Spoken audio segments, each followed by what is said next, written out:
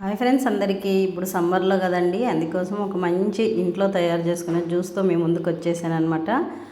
చాలా ఈజీగా చాలా బాగా చేసుకోవచ్చు. తర్వాత టేస్ట్ కూడా చాలా బాగుంటుంది, హెల్త్కి కూడా చాలా బాగుంటుందండి. ఇవైతే బత్తాయి కాయలు అంటారు, మేమైతే సీనాకాయలు అంటామండి. మా సైడ్ అయితే చాలామంది బత్తాయి కాయలు అట్లా ఒక్కొక్క సైడ్ ఒక్కొక్క రంగా పిలుస్తారు కదా, మేమైతే సీనాకాయలు అని చెప్పి పిలుస్తాము. మీరేం చెప్తారో కూడా కామెంట్ బాక్స్లో కామెంట్ చేయండి.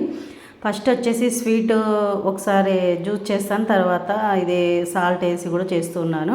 ఇప్పుడు ఫస్ట్ వచ్చేసి నేనైతే జీలకర్ర కొంచెం ఉప్పు కొంచెం తీసుకొని బాగా నున్న పౌడర్ లాగా చేసుకుంటా అండి. జీరా లాగా వచ్చేస్తుంది, చాలా చాలా బాగుంటుంది, చాలా టేస్టీగా కూడా ఉంటుంది అనమాట. ఇది తాగడం వల్ల కూడా ఆరోగ్యానికి కూడా చాలా మంచిది. అందుకోసం ఫస్ట్ అయితే నేను ఇలా దంచుకున్నా అండి. చూడండి, ఇలా ఉప్పును జీలకర్ర రెడీ చేసి పక్కన పెట్టేసుకొని తర్వాత 2 బత్తాయిలు అయితే తీసుకున్నానండి. ఇక్కడ 2 తీసుకొని కట్ చేస్తున్నా అనమాట. 2 సీనాకాయలు ఇలా కట్ చేసుకొని మనం రసం అయితే తీసుకోవాలి. ఇప్పుడు ఎండాకాలం బాగా దండిగా దొరుకుతాయి కదండి మనకి ఇవి కొనుక్కోవడానికి. అందుకోసం ఇది హెల్త్కి కూడా చాలా మంచిది కదా, ఇలా పండ్లు రసం ఇంట్లోనే తయారు చేసుకొని తీసుకుంటే గిన. అందుకోసం అయితే ఒకసారి మన వాళ్ళందరికీ కూడా ఇలా మేమైతే ఇలా చేస్తామని చెప్పేసి చూపిద్దామనేసి నేనైతే ఇలా మీ ముందుకైతే వచ్చేసాను. ఇప్పుడు వచ్చేసి నేనైతే అలా కట్ చేసుకొని తర్వాత ఇట్లా జ్యూస్ పిండుకునేది ఉంటుంది కానీ అందులో అయితే ఇట్లా తీయాలన్నమాట. చూడండి, బాగా క్లీన్గా బాగా నీట్గా వచ్చేస్తుంది అనమాట. మనం కాయలు కొనుక్కొచ్చుకునేటప్పుడే బాగా మంచిగా ఉండేటివి తెచ్చుకోవాలండి, జ్యూస్ ఉండేటివి.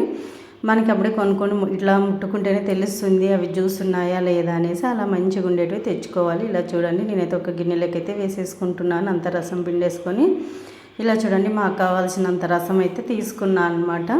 ఇప్పుడు అలా తీసేసుకొని ఇప్పుడు మనం జీలకర్రను తర్వాత ఉప్పు దంచుకున్నాం కదండి, అదైతే వేసేసుకొని కూలింగ్ వాటర్ అయితే వేసుకునేదనమాట. ఇలా కూలింగ్ వాటర్ వేసేసుకొని బాగా కొద్దిగా ఉప్పు అంతా కరిగినిచ్చాలి. తర్వాత జీలకర్ర అంతా కొంతసేపు ఒక అర్ధగంట అలా పెట్టేసామంటే మంచిగా నానుతుంది, మంచి స్మెల్ వస్తుంది జ్యూస్లోను.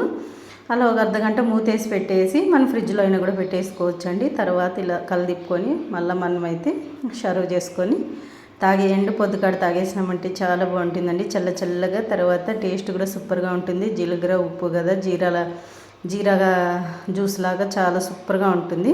ఒకసారి తప్పకుండా ట్రై చేయండి.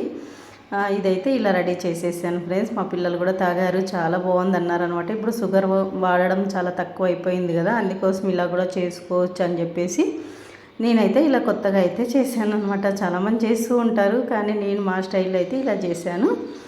ఇక్కడ చూడండి, మళ్ళీ వచ్చేసి నేనైతే స్వీట్ జ్యూస్ చేయడానికి అయితే తీసుకున్న 2 రకాలుగా అనమాట. ఫస్ట్ వచ్చేసి అలాగే రసం తీసుకున్నానండి, పండ్ల రసము. తర్వాత కావాల్సినంత చక్కెర వేసుకున్నా. ఇంకా మా పాప అయితే ఇంకా కొద్దిగా స్వీట్ జ్యూస్ కూడా చేయమ్మా అంటే సర్లే అని తన కోసం మరీ చేశాను అనమాట. ఇది కూడా అక్కడ కూడా అంతే అండి, కావాల్సిన పండ్ల రసం తీసుకొని కొద్దిగా సాల్ట్ టేస్ట్ కోసం సాల్ట్ తర్వాత కొద్దిగా చక్కెర వేసేసుకొని కూలింగ్ వాటర్ వేసుకోవాలి. ఇలా చూడండి, మంచిగా ఇదైతే ఇంకెక్కువ నానాల్సిన అవసరం లేదు, అప్పుడైనా తీసేసుకోవచ్చు. చూడండి, అందుకోసం మా పాప అయితే ఐస్ గడ్డలు కూడా వేసేసుకుంటుంది అనమాట. అప్పుడే తాగేసేయాలని చెప్పేసి ఐస్ గడ్డలు కూడా వేసుకుంది. ఇలా కలిదిప్పేసుకొని తాగేస్తే అయిపోతుందండి. మనకి జీరా వేస్తే మాత్రమే ఒక అర్ధగంట అలా పెట్టేస్తే మంచిగా అది జీరా అంతా నానిపోయి మంచి టేస్ట్ వస్తుంది జ్యూసు. ఇంక ఇప్పుడు ఇక్కడ వచ్చేసి అలా స్వీట్ జ్యూస్ అయితే తయారు చేసేసుకొని మా పిల్లలు ఇద్దరు అయితే తాగేస్తారనమాట. ఇలా చూడండి, ఇది కూడా చాలా టేస్టీగా చాలా బాగుందండి. ఏమంటే ఇది స్వీట్ ఉంటుంది, అది కొద్దిగా సాల్ట్, అంతే తేడా, కానీ 2 బాగుంటాయండి. ఇలా చూడండి, ఇలా సర్వ్ చేసుకుంటే అయిపోతుంది అనమాట. ఎండల కాలంలో చేసుకునే జ్యూస్ సూపర్గా ఉంటుందండి. ఈ వీడియో ఎలా అనిపించిందో కామెంట్ బాక్స్లో కామెంట్ చేయండి. అలాగే మన ఛానల్ మీకు నచ్చినట్లయితే లైక్, షేర్, సబ్స్క్రైబ్.